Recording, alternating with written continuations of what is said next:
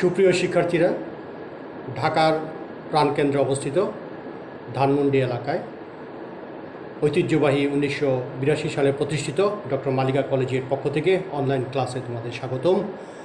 আজকে তোমাদের যে বিষয় নিয়ে কথা বলবো সেটা হচ্ছে introductory class on HSA second paper for first year students. আজকের ক্লাসটি দেখবে। ওকে, তাহলে শুরু করা যাক আজকের ক্লাস। ছাত্রছাত্রীরা সবাই খেয়াল করো, গত ক্লাসে যেটা বলেছিলাম যে ফার্স্ট পেপার থেকে কি আইটেম, কোন আইটেমগুলো আমরা ফার্স্ট সেমিস্টারের জন্য রেখেছি, সেই ক্লাসে তোমাদেরকে বিশদভাবে বলেছি যে কত নাম্বার থাকে কোন প্রশ্নে, প্রশ্নগুলোর ধরনটা কীরকম, প্রশ্নগুলো কীরকমভাবে আসে এবং উত্তরটা কীরকমভাবে লিখতে হয়, এটার সম্পর্কে মোটামুটি একটা ধারণা দিয়েছে। ফার্স্ট পেপার থেকে কি কি আইটেম আসে, আর আজকে সেকেন্ড পেপার থেকে কি কি আইটেম থাকবে ফার্স্ট সেমিস্টার পরীক্ষা, সেটা তোমাদের দেখাবো। এরপরে আমি আইটেম ওয়াইজ তোমাদের ক্লাস নেব। আইটেম ওয়াইজ বলতে প্রত্যেকটা আইটেম নিয়ে আমি হয়তো বা দুটো একটা ক্লাস হবে। তার আগে তোমাদের ইন্ট্রোডাকশান দিচ্ছি আইটেমগুলো সম্পর্কে, আইটেমগুলো কীভাবে লিখতে হয়, আইটেমগুলোর অর্থটা কী, আইটেমগুলো কীভাবে ভালো নাম্বার পাওয়ার জন্য কীরকম প্রস্তুতি নিতে হয়, এই বিষয়গুলোই ধারণা দেওয়ার জন্য এই জিনিসটা করা। যেহেতু তোমাদের ফার্স্ট ক্লাস এটা, এই বিষয়টা আমার জানানো উচিত আমি মনে করি, সেই জন্য তোমাদেরকে জানাচ্ছি। এরপরে তোমরা, আমার মনে হয় যে তোমাদের প্রিপারেশন নিতে খুব সুবিধা হবে। আচ্ছা, তাহলে দেখা যাক যে সেকেন্ড পেপার থেকে ফার্স্ট সেমিস্টার পরীক্ষায় কোন কোন আইটেম আমাদের থাকছে, বা তোমরা কোন কোন আইটেমের উপর প্রস্তুতি নিবে। যেমন মনে করো আমরা যেটা নিয়ে কথা বলবো বা যেটা ক্লাস নেব, right forms of verb, GHT, right forms of verbs, অথবা এটাকে কিন্তু কারেক্ট ফর্মস অফ ভার্বও বলে। কারেক্ট ফর্মস অফ ভার্ব অথবা রাইট ফর্মস অফ ভার্বস, যেটাই হোক না কেন সেম জিনিস। তাহলে রাইট ফর্মস অফ ভার্বস এটা লিখতে হলে অবশ্যই তোমাকে জানতে হবে টেন্স। টেন্স যদি না জানো তাহলে রাইট ফর্মস অফ ভার্বস করতে সমস্যা হবে, because it is too much related to tenses. Without tense, you cannot do any, cannot make correction of the verbs. You cannot correct the verbs that are given in the blanks. So it is much necessary for you to have a good idea, to have a good preparation on tenses. You know that there are 12 tenses in the English language. From or out of these 12 tenses, some tenses are more important than others. What are the tenses that you need to understand and need to complete very well? These are present indefinite বা present simple. এটা অনেক প্রশ্ন right forms of ভার্বে এটার উপর, এই টেন্সের উপর করা হয়। তারপরে প্রেজেন্ট কন্টিনিউয়াস বা প্রেজেন্ট প্রগ্রেসিভ টেন্স, এটার উপর মোটামুটি ভালো আসে। প্রেজেন্ট পারফেক্ট টেন্স এটার উপরও আসে। প্রেজেন্ট পারফেক্ট কন্টিনিউয়াস খুব কম আসে এটার উপর। তারপরে পাস্ট ইনডেফিনিট বা পাস্ট সিম্পল টেন্স, এটার উপর মোটামুটি ভালো প্রশ্ন আসে। পাস্ট কন্টিনিউয়াস বা পাস্ট প্রগ্রেসিভ টেন্স এটা মোটামুটি কম আসে। পাস্ট পারফেক্ট টেন্স এটা আরও কম আসে। তারপর ফিউচার ইনডেফিনিট বা ফিউচার সিম্পল টেন্স এটা মোটামুটি ভালোই আসে। তবে বেশি আসে প্রেজেন্ট ইনডেফিনিট এবং পাস্ট ইনডেফিনিট, এই দুইটা টেন্সই বেশি আসে। তাহলে কি করতে হবে তোমরা, তাহলে কিন্তু টোটাল ধারণাটা তোমাদের কিন্তু রাখতে হবে। ধারণাটা সম্পূর্ণ 12 টেন্সের উপর কিন্তু ধারণা রাখবে। ওকে, 12 টেন্সের উপর ধারণা রাখবে। তারপরে তোমার হয়তো বা তোমাদের গুরুত্বের উপর ভিত্তি করে প্রেজেন্ট সিম্পল, তারপরে হতে পারে প্রেজেন্ট কন্টিনিউয়াস, NUOUS কন্টিনিউয়াস, তারপরে পারফেক্ট, হ্যাঁ এটার উপর ধারণা নেবে। তারপরে পাস থেকে কি হবে, পিএসটি, পাস থেকে ইনডেফিনিট, ইনডেফিনিট এটার উপর নিবে। তারপরে কন্টিনিউয়াস এটার উপর ধারণা নেবে। তারপরে পারফেক্ট, পাস্ট কন্টিনিউয়াস বলেছি, পাস্ট পারফেক্ট খুব কমই আসে, খুব কম আসে, তারপরে শিখে রাখবে পারফেক্ট, পারফেক্ট একটু কম আসে, তারপরে ভালো ধারণা নেবে পারফেক্ট। তারপরে আসো যে ফিউচার থেকে কোনটা, ফিউচার ইনডেফিনিট, ফিউচার ইনডেফিনিট থেকে ভালো প্রশ্ন আসে, এই বিষয়গুলো ধারণা রাখবে, বাকিগুলো আসে। তারপরে তোমাদের জানতে হবে, কি জানতে হবে, নেগেটিভ করা। নেগেটিভ যদি না করতে জানো তাহলে কিন্তু তোমার হবে না। আর কি করতে, ইন্টারোগেটিভ সেন্টেন্স, ইন্টারোগেটিভ সেন্টেন্স যদি না করতে পারো তাহলে তোমার টেন্স জেনেও কিন্তু লাভ হচ্ছে না। কারণ ইন্টারোগেটিভ এবং নেগেটিভ এই দুটা ফর্ম কিন্তু ট্রান্সফর্ম করতে হয়, দুটা ধরনকে চেঞ্জ করতে। যেমন তোমাকে বলবে যে নেগেটিভ করো, নেগেটিভ বলবে না, নেগেটিভ একটা নট দেওয়া আছে, তাহলে সেখানে অবশ্যই নেগেটিভ করতে হবে, বা নেগেটিভ কোনো ওয়ার্ড দেওয়া আছে তাহলে নেগেটিভ করতে হবে। আর যদি মনে করো যে প্রশ্নবোধক একটা চিহ্ন দেওয়া আছে, এটা প্রশ্নবোধক চিহ্ন না, এই প্রশ্নবোধক চিহ্নটা সেন্টেন্সের শেষে দেওয়া আছে, তাহলে এই প্রশ্নবোধক চিহ্ন থাকার কারণে তুমি বুঝবা যে এটা ইন্টারোগেটিভ একটা সেন্টেন্স করতে হবে। অথবা ডাব্লিউএইচ ওয়ার্ড দেওয়া আছে, ডাব্লিউএইচ ওয়ার্ড বুঝো তো, ডাব্লিউএইচ ওয়ার্ড কি, ডাব্লিউএইচ ওয়ার্ড হচ্ছে যে মনে করো যে WHERE, where, who, when, how, what,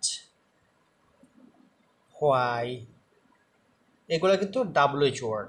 এগুলা দিয়ে যদি শুরু হয় এবং শেষে যদি প্রশ্নবোধক এইরকম একটা প্রশ্নবোধক চিহ্ন থাকে তাহলে কিন্তু এটা ইন্টারোগেটিভ সেন্টেন্স করতে হয়। ইন্টারোগেটিভ সেন্টেন্স করতে হলে সাবজেক্টের পর না, সাবজেক্টের ঠিক আগে অক্সিলারি ভার্ব বসাইতে হবে। সাবজেক্টের পরে কিন্তু অক্সিলারি না, মূল ভার্ব বসাইতে হবে, কিন্তু সাবজেক্টের আগে অক্সিলারি ভার্ব যদি বসাও তাহলে সেটা ইন্টারোগেটিভ সেন্টেন্স হবে, তাহলে হবে না।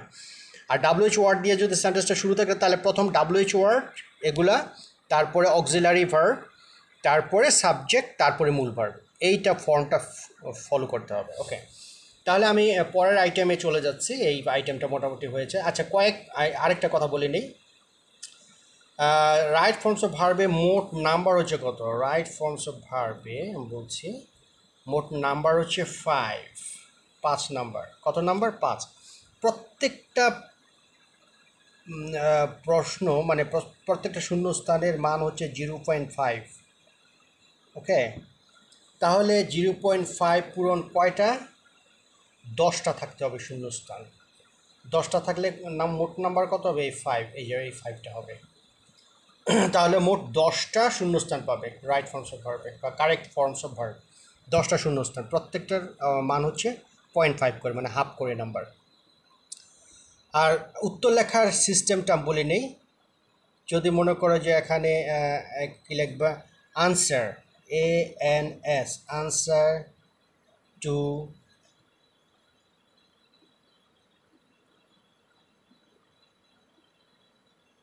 দ্য কোয়েশ্চেন নং, মনে করো 5 number, 5, answer to the question নং 5, এটা লিখে এখানে তুমি কি করবা, এর ভিতরে আছে, উত্তরটা লিখবা। বি, উত্তরটা লিখবা। নিচে নিচে লিখবা, আমি এখানে জায়গা নাই দেখে, আচ্ছা আমি একটা মুছে দিই, তারপরে তোমাদের বুঝাইতে সুবিধা হবে। সি, ডি, এইভাবে যে পর্যন্ত আছে নিচে নিচে লিখবা। এই সামনে সামনে লিখবা না, সামনে লিখবা না, সামনে লিখবা না, নিচে নিচে যাবা, নিচে যাবা, নিচে যাবা, নিচে যাবা। ওকে, নিচের দিকে ABCD করে লিখবা। আর গ্যাপ যাতে না হয়, এর পরে বি, বি এর পরে সি, সি এর পরে ডি, এইভাবে আসবা। এর পরে ডি আবার তারপরে বি, এরকম দিবা না। রুল মেনটেন করবা, অর্ডার মেনটেন করবা। এ থেকে যে পর্যন্ত সবগুলা সিরিয়ালে সাজানো থাকবে, কোনোটা হবে না, ডিসঅর্ডার হবে না, অর্ডারলি সাজাবে। ওকে, এইভাবে দিবে, তাহলে নাম্বারটা ভালো আসবে। আচ্ছা, তারপরে আমরা দেখি যে এরপরে আমাদের কোন আইটেমটা আছে। এরপরে দেখা যাচ্ছে যে আমাদের আছে আর্টিকেল।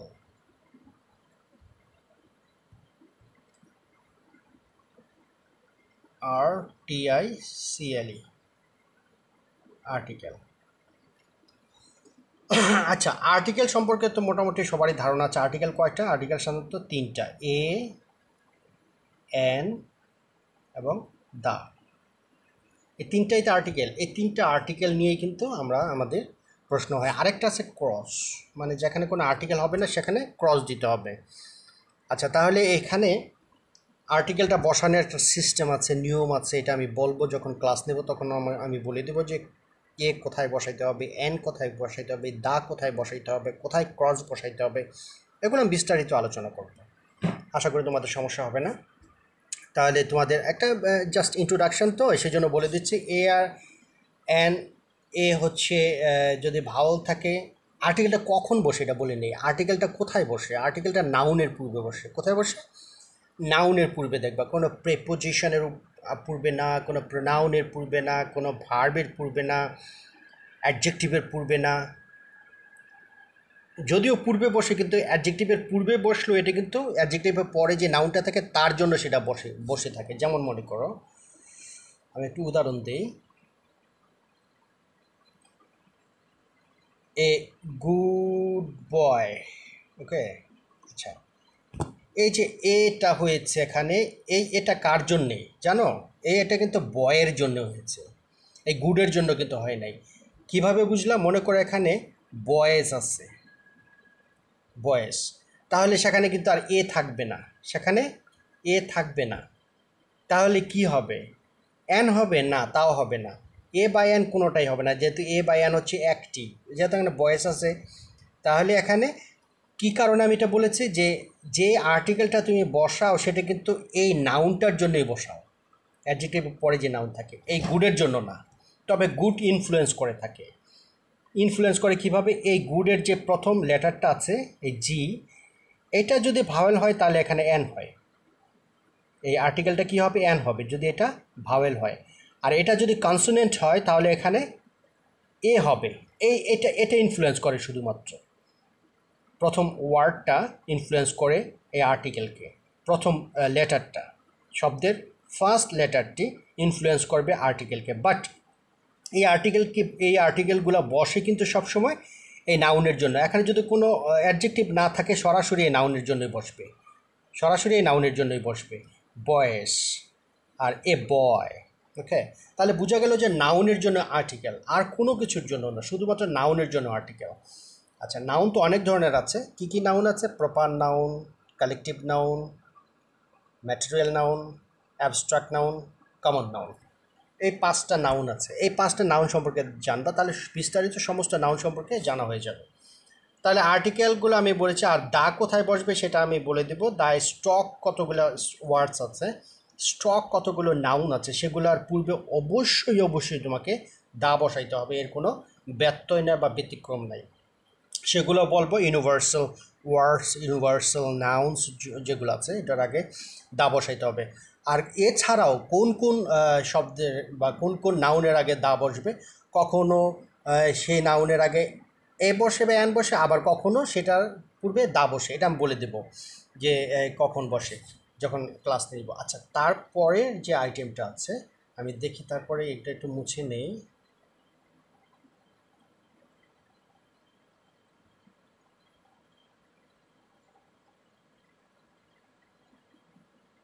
তারপরে আছে প্রেপোজিশন। প্রেপোজিশন, আচ্ছা, একটা কথা বলা হয়নি, আর্টিকেল কিন্তু 10টাই থাকবে, ওরা বলেছে মনে হয়। আর্টিকেল কিন্তু 10টাই থাকবে, সেখানে 0.5 করে সব, টোটাল 10টা থাকে, 5 নম্বর। প্রিপোজিশনটা দেখো, প্রিপোজিশনটা কি? At, on, for, to, of, across, এরকম অসংখ্য অসংখ্য অসংখ্য অসংখ্য এগুলো সব প্রিপোজিশন। ওকে, তাহলে প্রিপোজিশনটা আসলে কি? প্রিপোজিশনটা হচ্ছে, বাংলাতে তোমরা অব্যয় জানো? অব্যয়, অব্যয় হচ্ছে প্রিপোজিশন। আচ্ছা, তাহলে এটার কাজটা কি? এটার কাজ হচ্ছে কোনো ওয়ার্ডের আগে বসে বা পরে বসে একটা ফ্রেজ গঠন করে। প্রিপোজিশনটা একটা শব্দ গুচ্ছ তৈরি করে, এবং এই গুচ্ছটা মিলে এই গুচ্ছটা আসলে একসাথে সবসময় থাকে ক্লাস্টার হিসেবে, এবং এটা শব্দে সেন্টেন্সে যে কোনো জায়গায় স্বাধীনভাবে অবস্থান করতে পারে। এটা কখনো সাবজেক্টের আগে বসাইলে যা হয়, একদম অবজেক্টের পরে বসাইলে মিনিংয়ের কোনো চেঞ্জ হয় না এবং সেন্টেন্সের কোনো ক্ষতি করে না। এবং এই প্রিপোজিশনের আরেকটা কাজ হচ্ছে কোনো একটা বিষয়কে, কোনো একটা ভাবকে, আবেগকে, মনের কথাকে, কোনো বিষয়কে উপস্থাপন করতে হলে এই প্রিপোজিশন দিয়ে খুব ভালোভাবে উপস্থাপন করা যায়। যেমন মনে করো কাট অফ। আচ্ছা, কাট অফটা খেয়াল করো। কাট মানে তো কেটে ফেলা, তাই না? সিইউটি, কাট। আচ্ছা,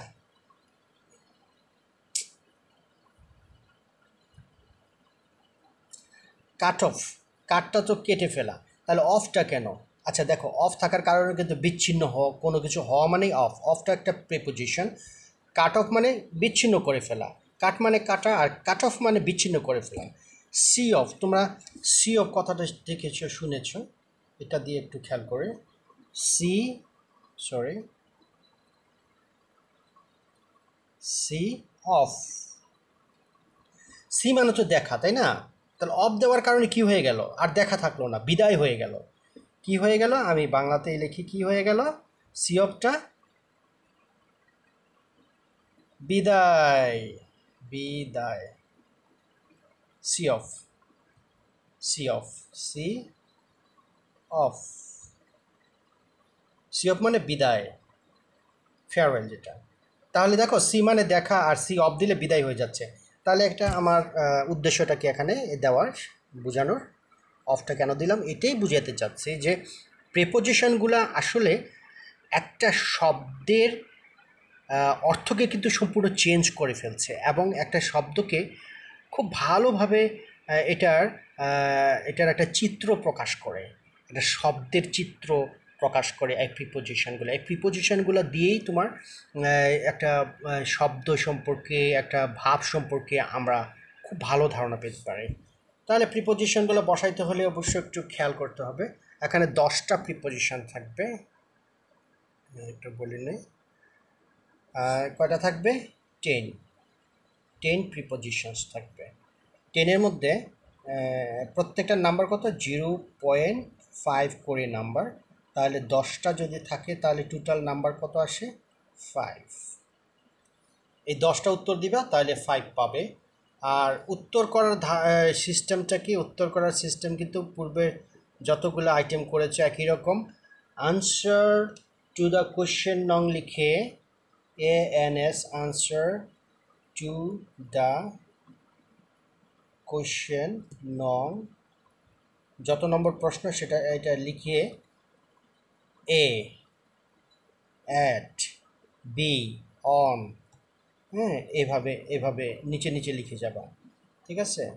এভাবে নিচে নিচে ABCDEFG একদম যে পর্যন্ত লিখবে 10টা, এবং ডিসঅর্ডার করবা না। এর পরে বি আসবে, বি এর পরে সি আসবে, সি এর পরে ডি আসবে, এইভাবে লিখে যাবা।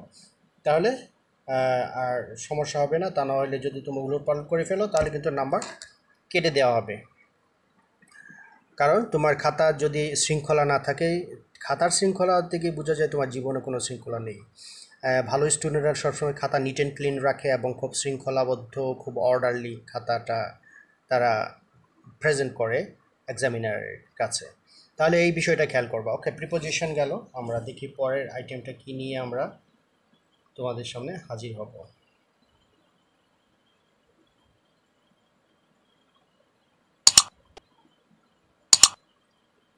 pronoun references.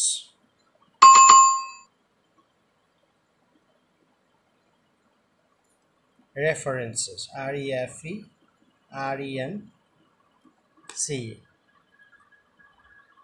pronoun reference. pronoun reference হচ্ছে pronounটা কি জানো, নাউনের পরিবর্তে যে ওয়ার্ডটা বসে সেটাই কিন্তু pronoun। আর রেফারেন্স কি, মানে কাকে রেফার করছে, কাকে বোঝাচ্ছে। তাহলে pronoun reference বলতে ওই সমস্ত প্রোনাউনগুলা বোঝায় যে প্রোনাউনগুলা সাধারণত কোনো একটা নাউন এর জন্য বসে থাকে। সেই নাউনটা তোমার যদি হি থাকে, এই হিটা কে, এটাকে তুমি সেখানে এই নাউনটা লিখবে। হি না লিখে সেখানে মনে করো হি আছে প্যাসেজে, সেখানে তুমি হিটা না লিখে সেই নাউনটা যাকে বোঝাচ্ছে হি দিয়ে তাকে লিখবে। ইট, একটা সেন্টেন্সের মধ্যে ইট আছে, ওকে, সেই ইটটা তখন তুমি আবার লিখবে না, না লিখে কি লিখবে, ইটের পরিবর্তে যে বস্তুটাকে বোঝানো হয়েছে সেই বস্তুটা লিখবে। তবে কি, তবে দেখো আমি কি লিখি, তবে কি লিখি, এই জিনিসটা খুব গুরুত্বপূর্ণ। তবে পুরো প্যাসেজ লিখবে,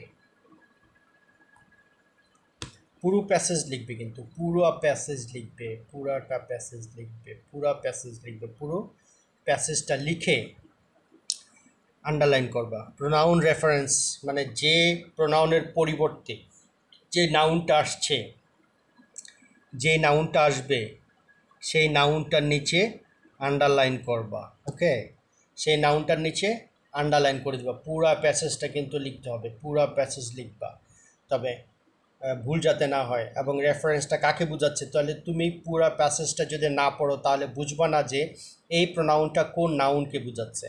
তাই কোন নাউনের জন্য এই প্রোনাউনটা বসছে, তাই সেটার জন্য আগে প্যাসেজটা পড়বা, বুঝবা, ঘটনাটা বুঝবা, তাহলে সেই প্রোনাউনগুলো বুঝবে। ইট কাকে বোঝাচ্ছে, ইউ কাকে বোঝাচ্ছে, হি কাকে বোঝাচ্ছে, শি কাকে বোঝাচ্ছে, দে কাকে বোঝাচ্ছে, হার কাকে বোঝাচ্ছে, ইয়োর কাকে বোঝাচ্ছে, তারপরে দেয়ার কাকে বোঝাচ্ছে। এই জিনিসগুলো তোমরা খেয়াল করবা।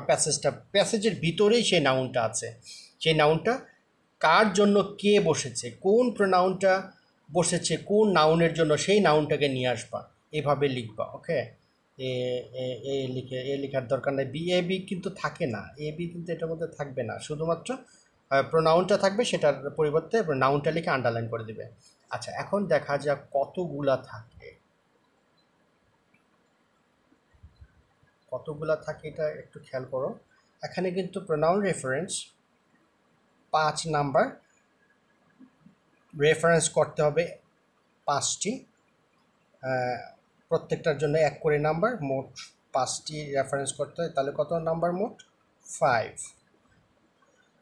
প্রত্যেকটার নাম্বার 1 করে, আধা করে না, হাফ করে না, 0.5 করে না, 1 করে 5টা প্রোনাউন রেফারেন্স দেওয়া থাকবে। এই রেফারেন্সটা কাকে রেফার করছে সেই নাউনটাকে যদি বসাও, এরকম 5টা নাউন বসাবে এবং আন্ডারলাইন করবে, পুরা প্যাসেজটা লিখবে, সেই প্যাসেজের মধ্যে 5টা নাউনকে আন্ডারলাইন করবে, তাহলে তোমাদের কারেক্ট হবে সেন্টেন্স পুরা প্যাসেজটা, এবং এটার নাম্বার পাবে 5। আচ্ছা, এরপরের আইটেমটা দেখছি আমাদের কি আছে।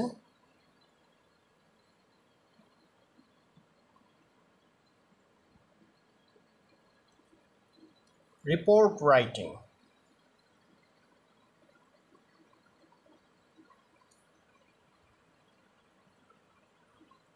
রিপোর্ট রাইটিংটা তোমরা সবাই জানো, রিপোর্ট রাইটিংটা কি? একটা প্রতিবেদন তৈরি করা, প্রতিবেদন।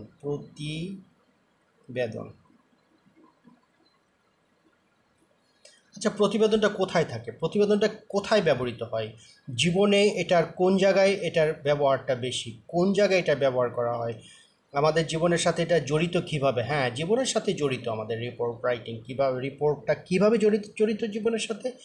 যখন তুমি কোনো খবরের কাগজ খোলো, news paper, NEWS news paper, তাহলে কিন্তু সেখানে তুমি কি দেখবে? নিউজ দেখবে। কি দেখবে? নিউজ। তার মানে সেখানে কি আছে?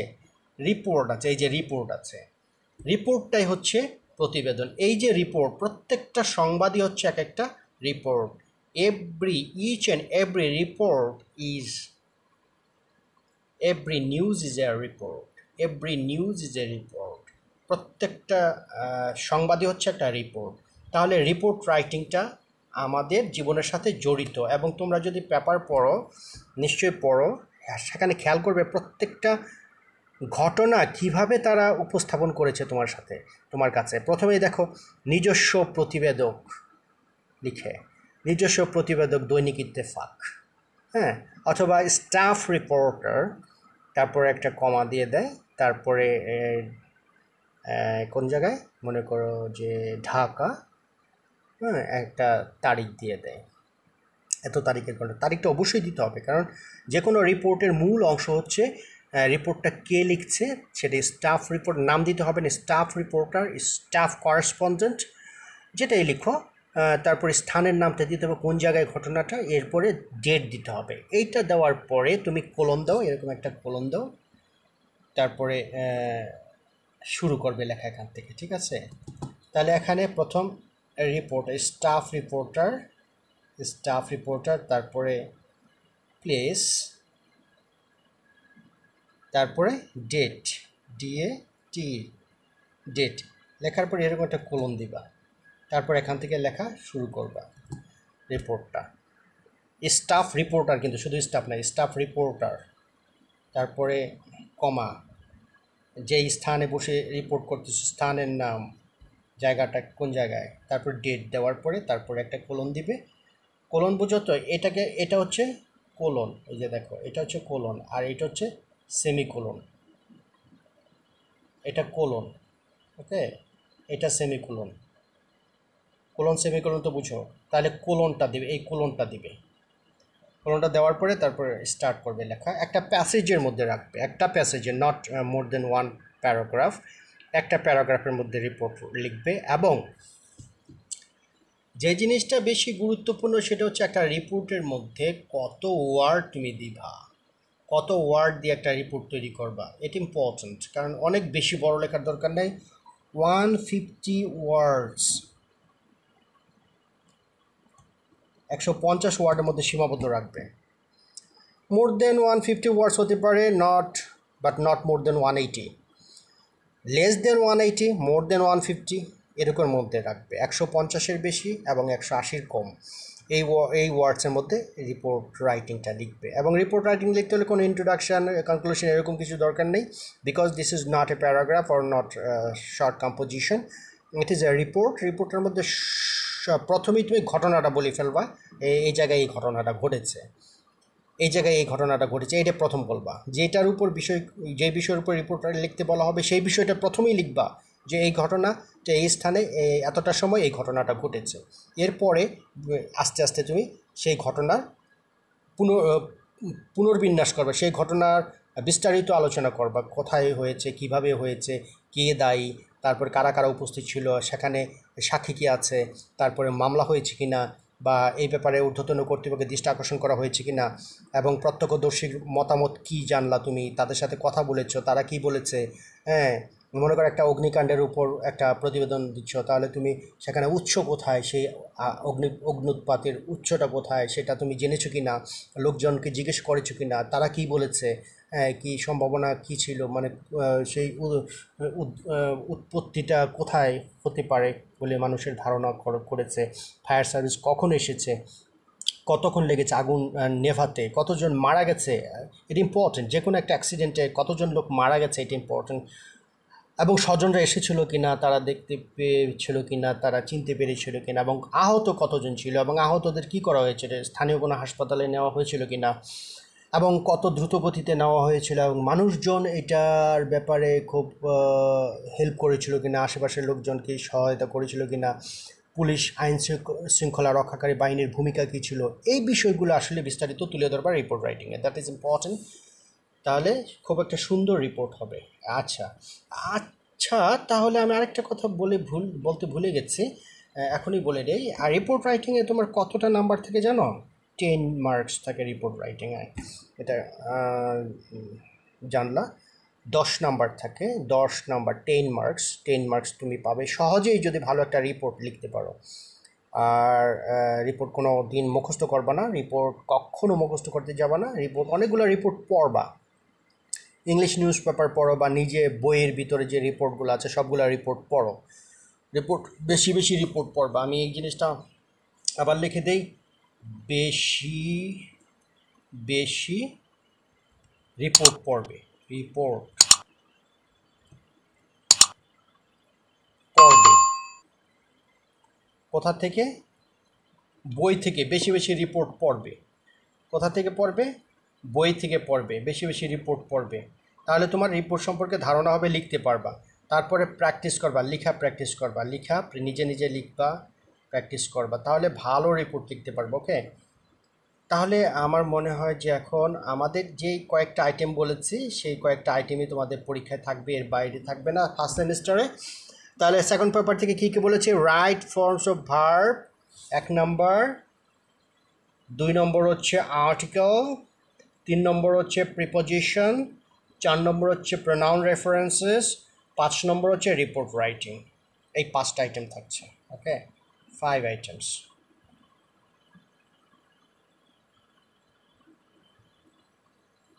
ফর সেকেন্ড পেপার, এই সেকেন্ড পেপার থেকে। তাহলে তোমাদের আমার মনে হয় যে আর কোনো কঠিন হবে না। সবাই ভালো থাকো থাকো। ওকে, তাহলে কি বলবো? আল্লাহ হাফিজ না? ওকে, আল্লাহ হাফিজ।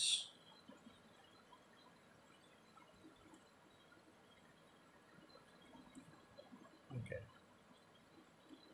অথবা গুড বাই, গুড বাই। সবাই ভালো থাকো, হ্যাভ এ নাইস ডে। লেখাপড়া ঠিকমতো করো, ঠিক আছে? নেক্সট ক্লাস থেকে আমি বিস্তারিতভাবে তোমাদের যে কোনো আইটেম নিয়ে অগ্রসর হব ইনশাল্লাহ। ততদিন তোমরা সবাই ভালো থাকো। আল্লাহ হাফিজ।